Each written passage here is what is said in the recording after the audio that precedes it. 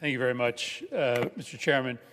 I'm going to continue to propound these unanimous consent requests in the same form as the chairman of the committee. But before I do, just a few brief remarks. I know the hour is late. First of all, it is wonderful to hear this revisionist history about the Trump administration's disposition towards Russia. Everybody knows what was going on. This was an administration that was practically sycophantish towards the Russian regime, refused over and over again to stand up in any meaningful way. That's why the pipeline got so far along. It was the 11th hour when the Trump administration at the very last minute decided to move forward on sanctions.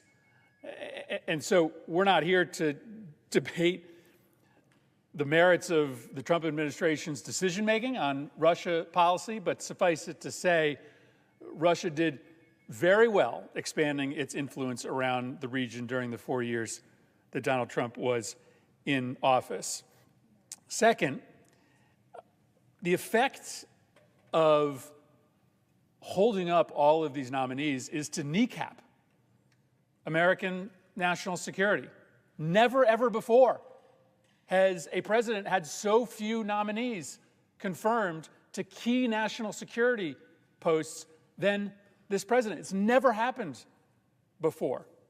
And it is true that there's a history in this body of individual senators placing a temporary hold on one or maybe two officials relevant to the policy over which they are having a disagreement with the administration.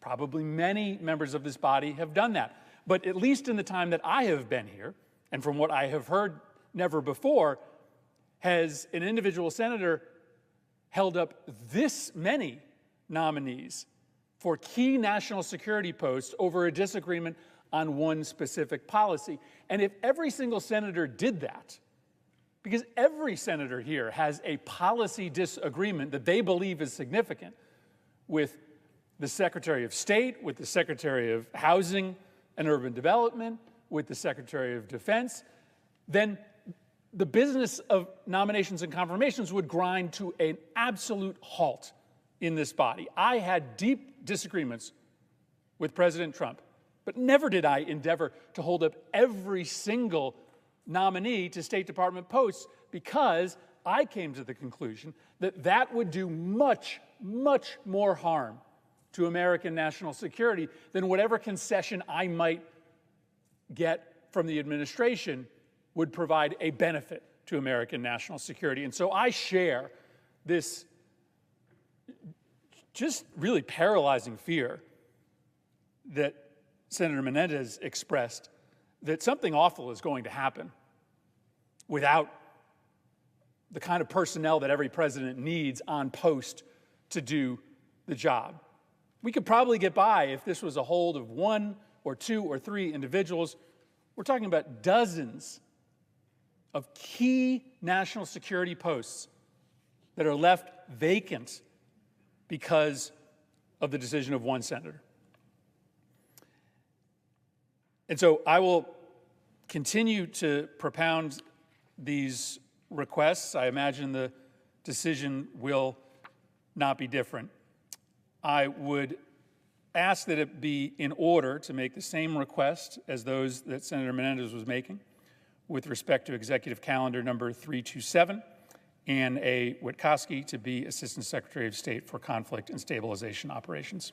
Is there objection? Mr. President. The senator from Texas. Reserving the right to object. You know, the senator from Connecticut spoke of revisionist history, and perhaps it was fitting that he did so because we proceeded to hear quite a bit of revisionist history. The unfortunate reality is the Democratic Party in this chamber has been reluctant to stand up to Russia and reluctant to stand up to the Soviet Union before that for decades. The Democratic Party consistently has embraced weakness on Russia and the Soviet Union. I'm old enough to remember President Barack Obama in a debate with Republican nominee Mitt Romney when Mitt Romney said we need to stand up to Russia, and President Obama turned to him and said, "Mitt, the 1980s called and they want their foreign policy back."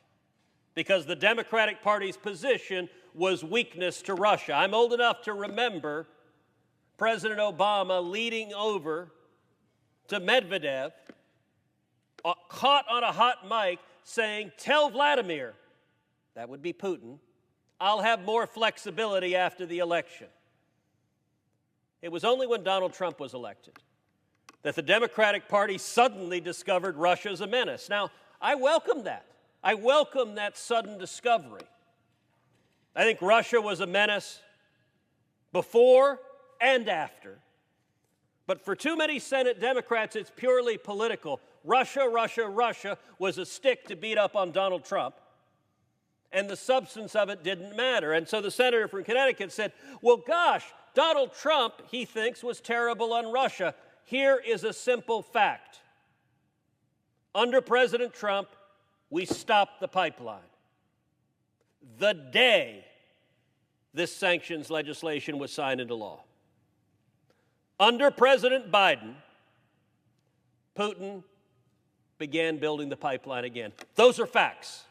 You want to talk about who's weak on Russia? Those are simple facts. And those facts are dangerous because Joe Biden's giving a multi-billion-dollar gift to Vladimir Putin was a generational geopolitical mistake because it strengthens Russia and it weakens America because it endangers U.S. national security interests. I object. Objection is heard. Mr. President. The senator from Connecticut. Mr. President, because American national security is gravely compromised by the inability of a president to have his national security team in place at a time of crisis, I would ask that it be in order to make the same request with respect to Executive Calendar number 328, Anna Witkowski to be Coordinator for Reconstruction Stabilization. Is there objection? Mr. President. The senator from Texas. Reserving the right to object. Just a few moments ago, the senator from Connecticut said something bad's going to happen. Let me tell you what. He's right. Something bad is going to happen, and there's a reason for it. The Biden foreign policy in just 7 months has been the most disastrous foreign policy we have seen of any administration since Jimmy Carter. To every enemy of America, they have projected weakness. On Russia, Joe Biden has given Vladimir Putin what he wanted most, a multi-billion-dollar pipeline to let him extort Europe. On China, the Biden administration has been projecting weakness over and over and over again, including kowtowing to China and reversing the State Department policy on Taiwan, prohibiting Taiwan from displaying their flag or wearing military uniforms on U.S. government property, kowtowing to the Communist Party in China. On Iran, the Biden administration has set as their top foreign policy objective sending billions of dollars to the Ayatollah Khamenei, even as he's the leading state sponsor of terrorism in the world and chants death to America. And on Hamas, the Biden administration has sent hundreds of millions of dollars to the Palestinian Authority, much of which has found its way to Hamas and has been materialized in rockets raining down on Israel. So is something bad going to happen? Yes, because when you show weakness to our enemies, it encourages our enemies and they get more and more aggressive. Where I differ with the senator from Connecticut is I don't think the way to avoid something bad is to keep showing weakness and give Putin what he wants. The way to stand up to our enemies is to demonstrate strength, not weakness. I believe in peace through strength, and I think appeasement invites conflict. Because Joe Biden's multi-billion-dollar gift to Vladimir Putin is a generational geopolitical mistake, because it strengthens Russia at the expense of America, and because it undermines U.S. national security interests, I object. Objection is heard. Mr. President. The senator from Connecticut. Mr. President, because every single day that the president doesn't have his team in place to protect this nation, our nation is under more serious threat. I ask that it be in order to make the same request with respect to calendar number 329, Mary Catherine Fee, a career member of the Senior Foreign Service, to be a member of the board of directors of the African Development Foundation for a term expiring September 27th, 2026. Is there objection? Mr. President, The senator from Texas. reserving the right to object, I would note one of the efforts that the State Department has endeavored to do to try to force these nominations through is planning a whole series of articles and papers which they somehow believed would pressure me. The most amusing of which was an article, I believe in Politico, if I remember correctly, that began ominously, "The mansions in Europe where our ambassadors reside are sadly empty due to this one senator's objections." I will confess my heart is not broken that some rich Democratic donor is not wining and dining people in a grand ambassadorial mansion. I'm sure that is an enormous crisis in Georgetown. What I think is a crisis is making Putin stronger and Russia stronger and weakening Europe, weakening our allies, and weakening America. And because Biden's multi-billion-dollar gift to Putin weakened America, strengthened Russia, and undermined our U.S. national security, I object. Objection is heard. Mr. President. The senator from Connecticut. Mr. President, because China is absolutely celebrating every single day that our corps of diplomats is dramatically and dangerously understaffed because of these holds on the president's nominees, I ask that it be in order to make the same request with respect to executive calendar number 330, Mary Catherine Fee, a career member of the Senior Foreign Service, to be a member of the Board of Directors of the African Development Foundation for a term expiring September 27, 2021. Is there objection? Mr. President, Senator from Texas. reserving the right to object, I would note there's some irony in the senator from Connecticut expressing his deep concern about China just an hour or two after this chamber voted on an amendment I introduced that said that we should not be importing electric vehicles that were made in China using slave labor in concentration camps. And the senator from Connecticut and every single Democratic senator, save one, voted to reject that amendment. The consequences of that, the Biden administration is preparing to import millions of dollars of electric vehicles that were built, or parts of them were built, using slave labor in concentration camps in China. You want to talk about what is encouraging, empowering the Chinese Communist regime? It is the willingness of the Democratic Party to overlook their murder, torture, and concentration camps because of their commitment to the Green New Deal. Because Joe Biden's giving a multi-billion-dollar gift to Vladimir Putin strengthened Russia at the expense of America, and it undermined U.S. national security interests, I object. Objection is heard. Mr. President. Senator from Connecticut. Mr. President, similarly, because without an ability to have U.S. diplomats on post, to have our most important leadership positions staffed, we make ourselves intentionally and deliberately unable to be able to manage crises across the world. I would ask that it be in order to make the same requests with respect to Executive Calendar 331, Mary Catherine Fee, career member of the Senior Foreign Service, to be Assistant Secretary of State for African Affairs. Is there objection? Mr. President, Senator from Texas. reserving the right to object because Joe Biden's multi-billion-dollar gift of this pipeline in defiance of U.S. law and contravention of the overwhelming bipartisan consensus of Congress, because it strengthens Russia at the expense of America and it undermines U.S. national security, I object. Objection is heard. Mr. President. Senator from Connecticut. Mr. President, I would ask that it be in order to make the same request with respect to Executive Calendar number 332, Lee Satterfield, to be Assistant Secretary of State for Educational and Cultural Affairs. Is there objection? Mr. President, Senator from Texas. reserving the right to object because Joe Biden's multi-billion-dollar gift to Vladimir Putin is a generational geopolitical mistake that strengthens Russia at the expense of America and that undermines U.S. national security, I object. Objection is heard. Senator from Connecticut.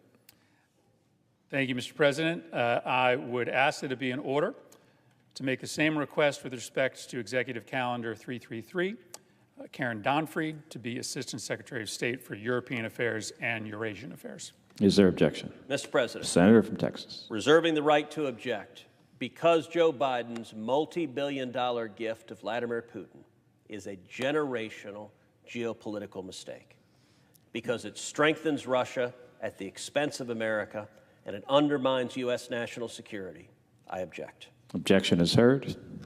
Senator from Connecticut. Thank you, Mr. President. I ask that it be in order to make the same request with respect to Executive Calendar 334, Jessica Lewis to be Assistant Secretary of State for Political Military Affairs. Is there objection? Mr. President, Senator from Texas.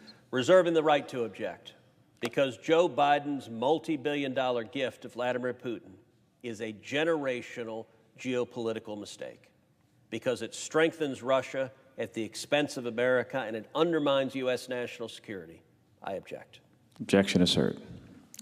Mr. President. Senator from Connecticut. Mr. President, I ask that it be in order to make the same request with respect to Executive Calendar 335, Donald Liu, a career member of the Senior Foreign Service, to be Assistant Secretary of State for South Asian Affairs. Is there objection? Mr. President, Senator from Texas. reserving the right to object because Joe Biden's multi-billion-dollar gift to Vladimir Putin is a generational geopolitical mistake, because it strengthens Russia at the expense of America and it undermines U.S. national security, I object. Objection is heard. Mr. President. The senator from Connecticut. Mr. President, I ask that it be in order to make the same request with respect to Executive Calendar 336, Paloma Adams Allen to be a Deputy Administrator of the United States Agency for International Development. Is there objection? Mr. President, The senator from Texas. reserving the right to object because Joe Biden's multi-billion-dollar gift to Vladimir Putin is a generational geopolitical mistake, because it strengthens Russia at the expense of America and it undermines U.S. national security, I object. Objection is heard. Mr. President. The senator from Connecticut. Mr. President, I ask that it be in order to make the same request with respect to Executive Calendar 337, Isabel Coleman to be a Deputy Administrator of the United States Agency for International Development. Is there objection? Mr. President, The senator from Texas. reserving the right to object because Joe Biden's multi-billion-dollar gift to Vladimir Putin is a generational geopolitical mistake, because it strengthens Russia at the expense of America and it undermines U.S. national security, I object. Objection is heard. Mr. President. The senator from Connecticut. Mr. President, I'm at the final unanimous consent request. I'll make it in a moment. Just to note, as we're wrapping up here, this has taken a while, and this list of pending nominees is going to grow. It's going to get longer and longer. There are going to be more key posts that are going to go unfilled. And I understand Senator Cruz's desire to use his power to hold these nominees in order to get a change in policy from this administration. I doubt that the administration, which has already set a clear direction, has executed an agreement with the Germans, is going to abide. My worry, though, is that this won't be the end, that this is not going to be the last foreign policy decision that Senator from Texas or other Republican senators disagree with, nor will it likely be the last decision that any high-profile cabinet member makes that finds disagreement from my Republican colleagues. And so I end where I began, which is to say that Senator Cruz and I have a difference of opinion with respect to Nord Stream and the gravity of the moment that we find ourselves in. But this place just becomes unworkable if every single senator holds up this many nominees over one particular policy disagreement. And this tactic will be utilized by Democrats when there's a Republican in the White House. It might not be me, because I find this objectionable, but it will be copied. And you will find the same thing happening to a Republican president, their administration grinding to a halt in whatever department finds itself the object of this tactic. And so I continue to express this deep worry about what it means to not have individuals in place in Somalia overseeing the Western Hemisphere, to not have someone overseeing our counter-narcotics operations, but this list will get longer and longer and longer, and the risk to American security will be greater. And again, I will just suggest that the harm being done here to U.S. security is much greater than the benefit that the senator believes will be gained through a negotiation over these posts with the administration. And so, at the risk of inspiring another very long speech from the senator from Texas, I make those remarks, and I ask finally that it be in order to make the same request as I have and Senator Menendez has with respect to Executive Calendar 150, Brett Holmgren to be Assistant Secretary of State for Intelligence and Research. Is there objection? Mr. President. The senator from Texas. Reserving the right to object. You know, the senator from Connecticut is correct that if a senator were to halt a large number of nominations for an idiosyncratic concern, for a concern unique to that senator that was not widely shared, that could constitute an abuse of power. And I'm going to suggest some aspects of this situation that make it quite different, and that in a subsequent administration, if there were a comparable situation, would make these same levers appropriate. Number one, the Biden administration is defying 3 separate federal laws.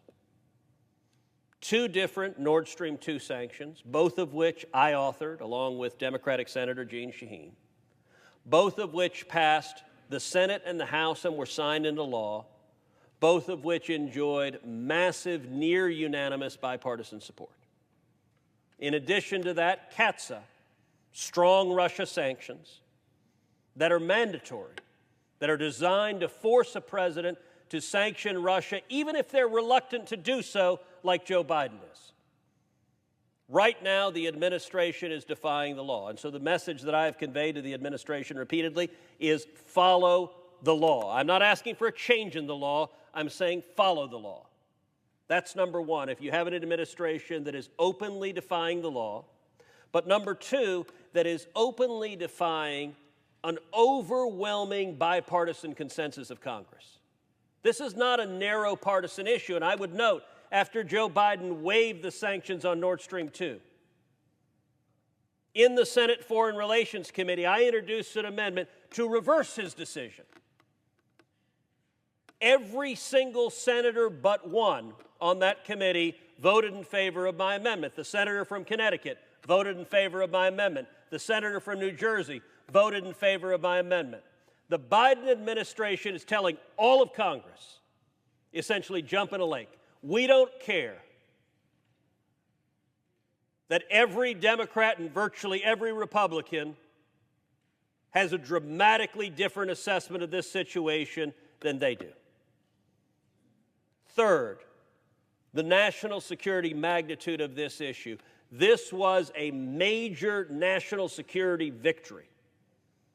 When I met with the Biden administration, with each of their successive national security officials, I said, look, I understand the instinct of any new administration to say whatever the old guys did must be wrong.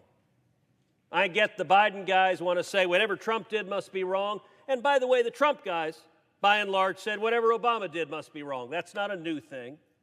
Whenever you have a change in administration, that tends to be a default position.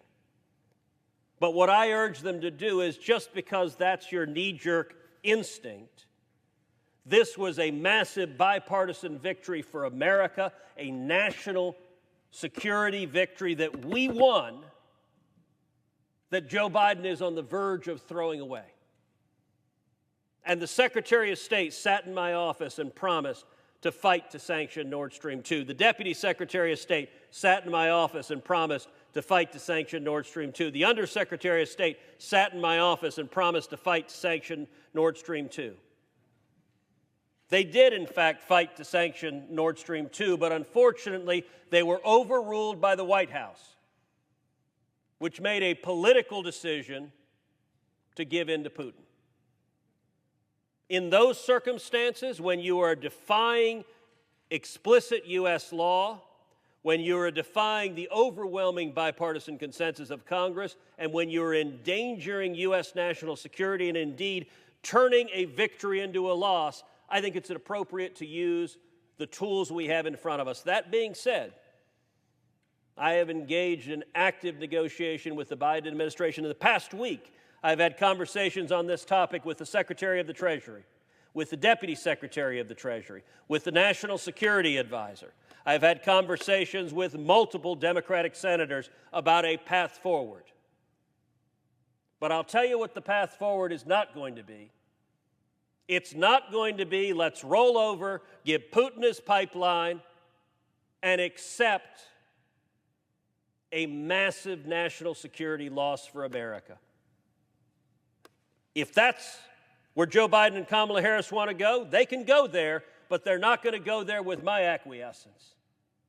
And I'm going to use every tool I have as a senator elected by the people of Texas to prevent that outcome. Accordingly, because Joe Biden's decision to defy U.S. law, to defy the overwhelming bipartisan consensus of Congress, to surrender to Vladimir Putin, to give him his number one priority, a multi-billion-dollar pipeline that will provide billions of dollars of rewards for Russia for decades to come. Because that decision is a generational geopolitical mistake, on the order of magnitude of Jimmy Carter's giving away the Panama Canal. That even 50 years later, the consequences of that geopolitical mistake still reverberate. 50 years from now, Russian dictators will benefit from Joe Biden's weakness on Russia. Because that strengthens Russia, because it empowers Russia to attack our enemies, to extort our enemies, to engage in economic blackmail against our enemies, against our allies, rather. Because our allies are begging us not to do this. I've met with senior officials of the Ukraine. The Ukrainians are begging us not to do this, and the Biden White House is threatening Ukraine, keep your mouth shut, because we have a political objective here. Because that strengthens Russia at the expense of the United States, at the expense of Europe, at the expense of our allies, because it destroys jobs in America, and because it endangers U.S. national security. I emphatically object. Objection is heard. President. The senator from Connecticut. Mr. President, I understand the senator believes he has such a serious objection to administration policy that it merits this exceptional tactic. I would submit, as I move into closing business, that it is not the biggest disagreement that a senator has had with an administration. It is not the biggest disagreement that a group of senators has had with an administration. To believe that, I think, would be to elevate this dispute beyond its merits. Not to suggest it isn't significant, but it's not the most significant disagreement that an individual senator has ever had with an administration. What is exceptional is this tactic. Never before has a United States senator used their power in this way to hold up this many nominees at such a critical moment. That's what's exceptional. That's what makes this moment so dangerous.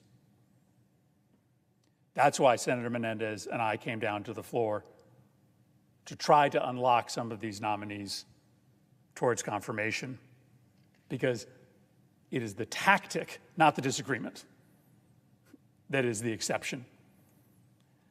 Mr. President, I would ask unanimous consent that the Senate proceed to executive session to consider the following nominations in block: calendars 268, 321, 189, 247, 267, 270, 344, 301, 295, 296, 297, 298, 299. that the Senate vote on the nominations en bloc without intervening action or debate. The motions to reconsider be considered made and laid upon the table with no intervening action or debate. That any statements related to the nominations be printed in the record. That the President be immediately notified of the Senate's action and the Senate resume legislative session. Is there objection? Without objection? The question concerns on nomination en bloc.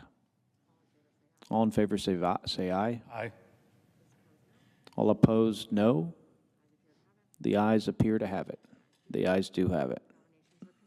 The nominations are confirmed. President, I would ask unanimous consent the Senate proceed to the consideration of S-Res 353 submitted earlier today. The clerk will report. S-Res 353 designating August 2021 as National Catfish Month. Is there objection to proceeding to the measure? Without objection, the Senate will proceed. Mr. President, I ask unanimous consent the resolution be agreed to, the preamble be agreed to, and that the motions to reconsider be considered made and laid upon the table with no intervening action or debate. Without objection. Mr. President, I'd ask unanimous consent the Senate proceed to the consideration of S-Res 354 submitted earlier today. The clerk will report. S-Res 354 celebrating the 100th anniversary of military aviation in Indiana. Is there objection to proceeding to the measure? Without objection, the Senate will proceed. Mr. President, I'd ask unanimous consent the resolution be agreed to, the preamble be agreed to, that the motions to reconsider be considered made and laid upon the table with no intervening action or debate. Without objection. Mr. President, I'd ask now unanimous consent that when the Senate completes its business today, it adjourn to then convene for pro forma sessions only, with no business being conducted on the following dates and times, and that following each pro forma session, the Senate adjourn until the next pro forma session, Friday, August 13th at 9:30 a.m., Tuesday, August 17th at 9:30 a.m., Friday, August 20th at 9 a.m., Tuesday, August 24th at 8:30 a.m., Friday, August 27th at 9 a.m., Tuesday, August 31st at 10:30 a.m., Friday, September 3rd at 1:30 p.m., Tuesday, September 7th at 1 p.m., and Thursday, September 9th at 12 noon. I further ask that when the Senate adjourns on Thursday, September 9th, it next convene at 3 p.m. Monday, September 13th. Further, that following the prayer and pledge, the morning hour be deemed expired, the journal of proceedings be approved to date, the time for the two leaders be reserved for their use later in the day, and morning business be closed. Further, that upon the conclusion of morning business, the Senate proceed to executive session to resume consideration of the Cavall nomination. Finally, that the cloture motions filed during today's session ripen at 5:30 p.m. on Monday, September 13th. Is there objection? Without objection. If there's no further business to come before the Senate, I ask that it stand adjourned under the previous order. The Senate stands adjourned until Friday, the September 13th. No, Friday the 13th at 9:30 a.m.